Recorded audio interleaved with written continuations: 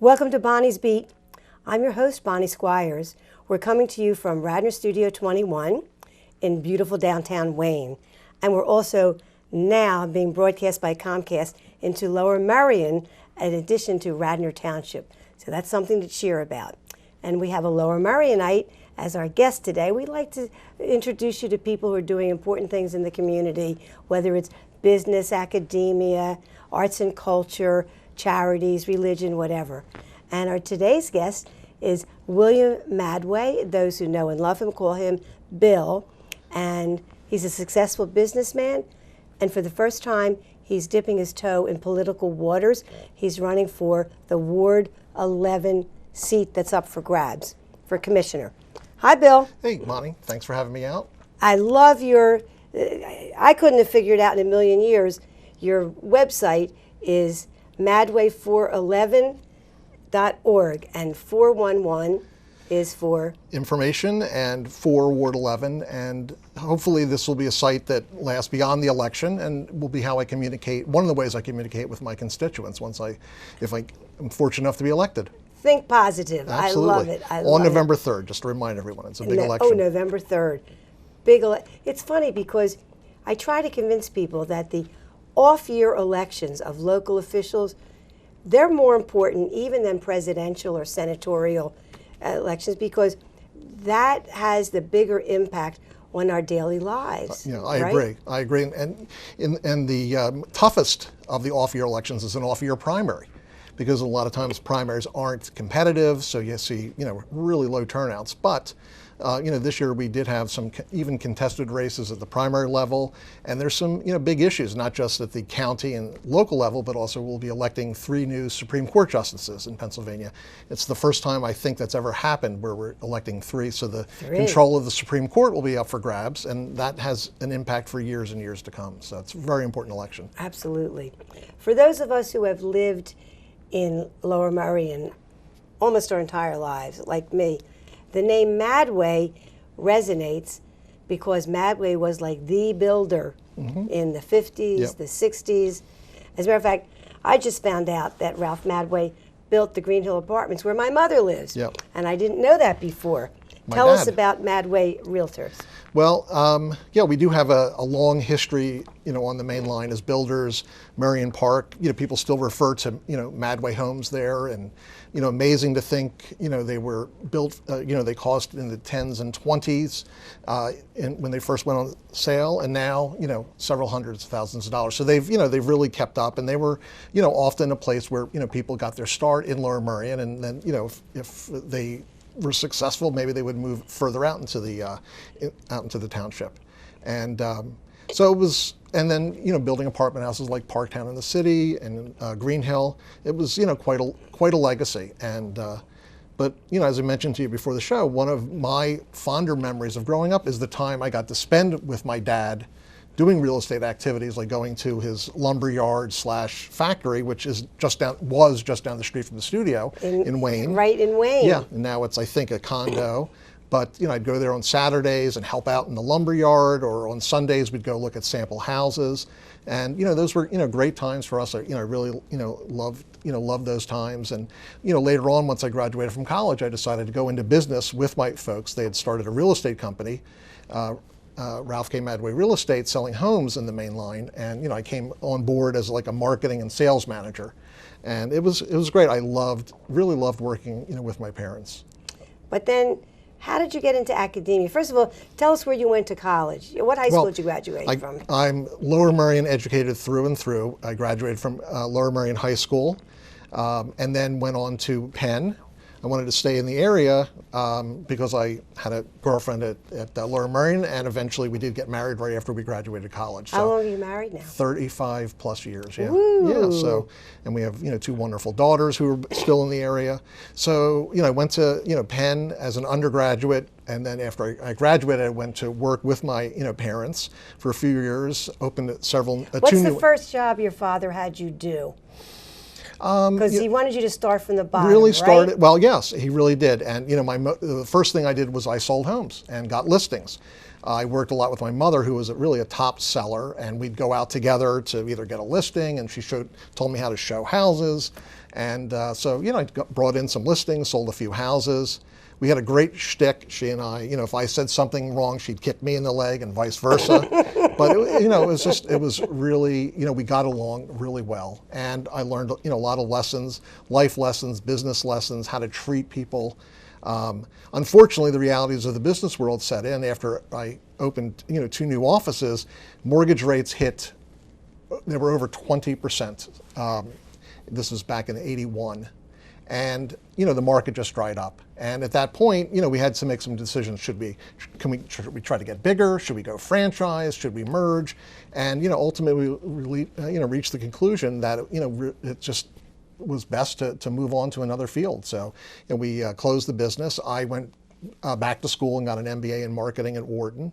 While I was there, I started doing small business consulting. The school had a program where students could help local businesses with business plans, get financing, help them with marketing plans, called the Small Business Development Center.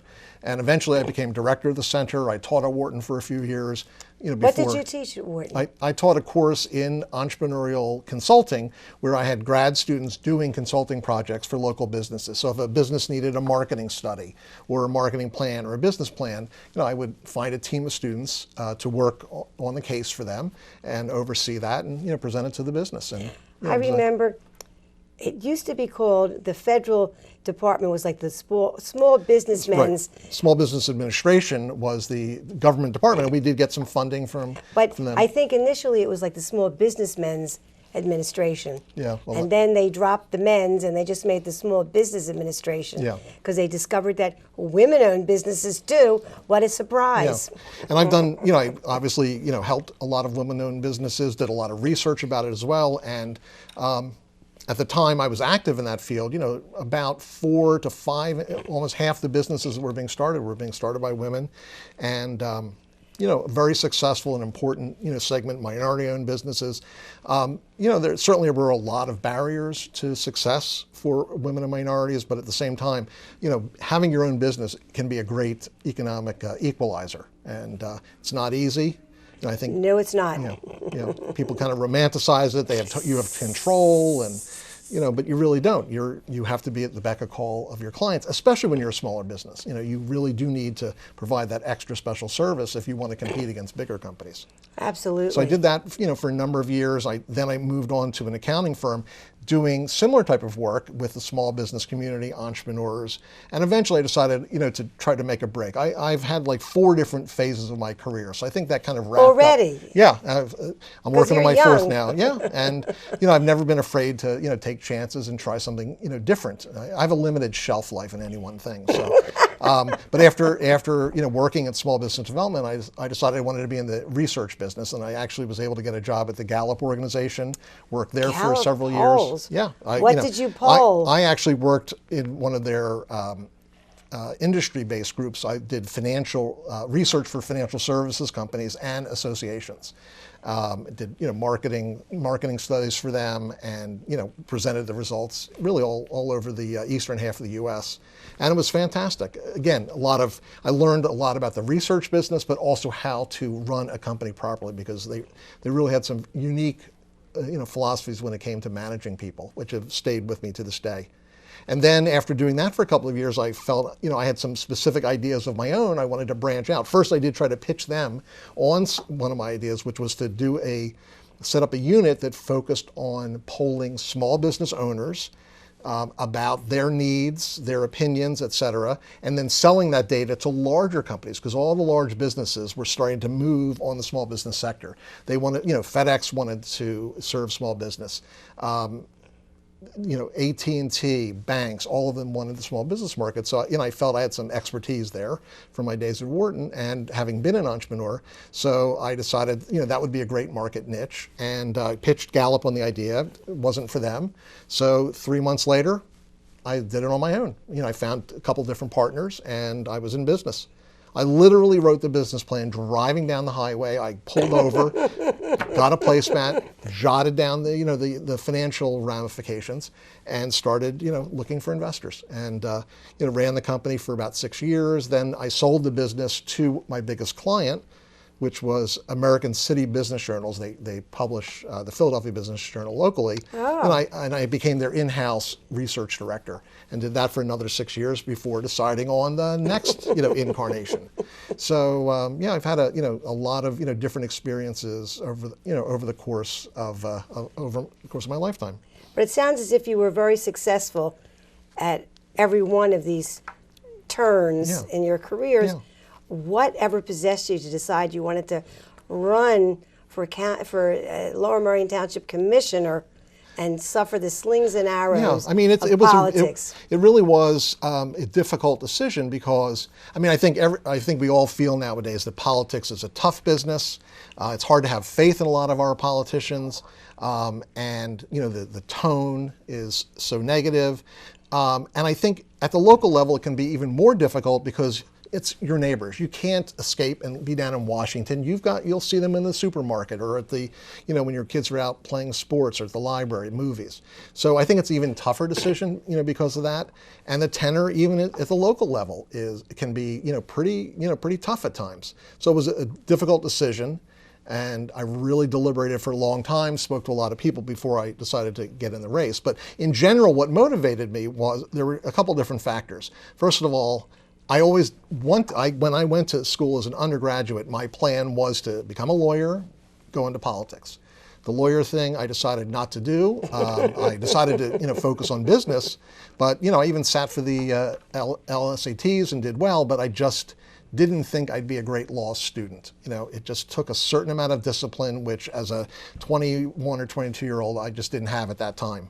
So I decided to go in business instead and worked with my folks. But it is something I'd always been interested in.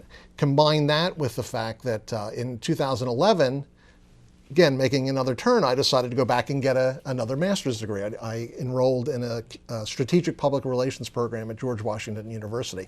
Did you live in Washington? I stayed here. It was an online program. Oh. It was through their Graduate School of Political Management. So some of the courses involved, politics. A lot of it just involved communication. And it was one of the best, business experiences, educational experiences of my life. So it gave me, a lot of the tools and the wherewithal, but I enjoyed kind of being behind the scenes, doing communications and social media for other candidates. But I was down at the school for a seminar on the kind of the infrastructure of politics, and there were several different speakers. One person actually is Chris Coons, one of his staff members was there to speak. Senator Chris Coons. Yeah. He's one of my heroes. Yeah.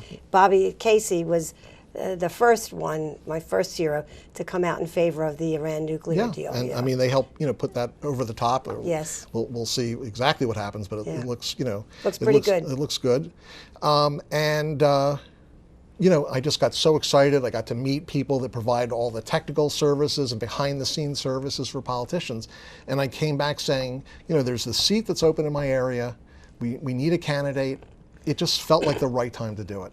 You have to mention your father's experience. Yeah, actually, hopefully I will vindicate him because my father ran for commissioner. I think it was around 1971. The township was mainly, Republican at that time, but he ran in, I guess it would be like Green Hill and the Shortridge tract, so in Wynwood. And he won one precinct, Green Hill, which was nice. If you're the landlord there, yes, right. Tenants vote for you. I guess that's a nice sign. But he did not win the other two, so he didn't win. But he ran. I got to go door to door with him and see all that, and I think his messaging was a little bit off. It was beautiful, but he was really focused more on issues that weren't at the commissioner level, things that were either state or even national. So I think made some tactical errors, but it was a great experience. And I also. My father-in-law, at the time, my girlfriend, who's now my wife, her father was the first Democrat elected from the ward in Merion, Reuben Mogul. Mogul. Yes, I know you. I loved Reuben. Yeah. I was a committee woman way back then, still am. Yeah. And Reuben, he was our banner carrier. He was the only one, the only Democratic commissioner. Out of 14, there was one Democrat, because in those days, people would say, if you don't register Republican, Bonnie, they won't collect your trash. I said, what are you talking about? They collect my trash every week, and not only am I a Democrat, I'm a Democratic committee woman. But people really believe those myths. Absolutely. I think it's, certainly, true in other areas that, there were certain, parties that you needed to be a member of a party to kind of get ahead. But yeah, he won his first election, I think it was maybe like around 1969, by 6 votes. And then he was reelected by a much larger margin. So he served 2 terms. And, he was one of those people that really was into constituent services, always available, to people. And that's that was a big motivation for me, was that lesson. Because first and foremost, that's what your job is as an elected official, to serve your constituents, to communicate with them, to listen to them. Sometimes you may not agree, and sometimes you may not vote the way they want. You have to do what you think is best in the situation after giving consideration to what your constituents want. So sometimes you have to have the courage of your convictions. But to me, that's what I'm really looking forward to, is being able to serve people, help them with their problems and needs, address those, communicate with them, get their feedback. I love being in the customer service business. So I think that's something that'll be really important. And being a very forceful, strong advocate for the positions and issues that are important to them. You also like to do volunteer work and philanthropy. What are some of your favorite charities? Well, there are a couple of things that I'm in. Actually, today, in fact, I was over at my synagogue doing packaging up food for an organization called Aid for Friends, and packaged up 113 orders of tilapia. We put them almost like in TV dinner style, and then they'll go off and be put together a total of 500 meals. So wow. I like that was through Beth David Synagogue over in Gladwin. And whom do they select to be the recipients of these It's a meals? program that they've been doing, at the synagogue for a while. For this Aid for Friends organization, they distribute the food, so one thing is I like to be active, whatever it is. Be either an advocate or do something to really make a difference. It's not just about writing a check. It's but about that's the nice service. too. Absolutely, and sometimes if your time is short, you can write a check or you can do both. But so that's something I'm involved in. Local projects like that. Another organization that I've been heavily involved in is American Jewish World Service, and this is an international organization based in the U.S. that collects money here and then sends it overseas to developing countries to work with grassroots organizations there that are committed to projects that help with human rights, LGBT community,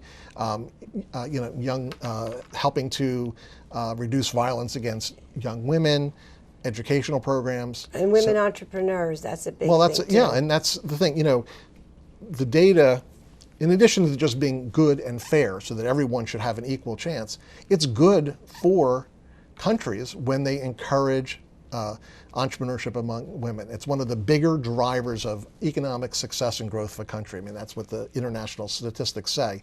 But besides that, it's just, it's the right thing to do. So American Jewish World Service, they don't go over there and do the services. They fund the grassroots organizations in those countries, in those developing countries that can do the work. They're right there on the ground. So that's something very active in the Police Athletic League.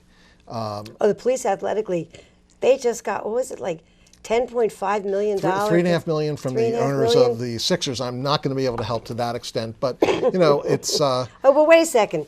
But you and your wife, you've got a sizable commitment to Police Athletic Yeah, I mean, League. one of the things we're looking at, they have a scholarship program, and we sponsored one child. But having gone to the luncheon where they introduced the students, it was just so moving to see like 100 kids who are going off to college as a result of these scholarships.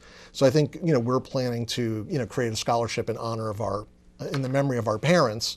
Of course, my mother-in-law's still alive. Sorry, but it'll be in her memory too, or in her honor, and to have an endowed fund where kids help them go to college, because education is one of the big equalizers as well. And college education, or even community college, 4 years programs, things like that are so important to help people get a head start in the world.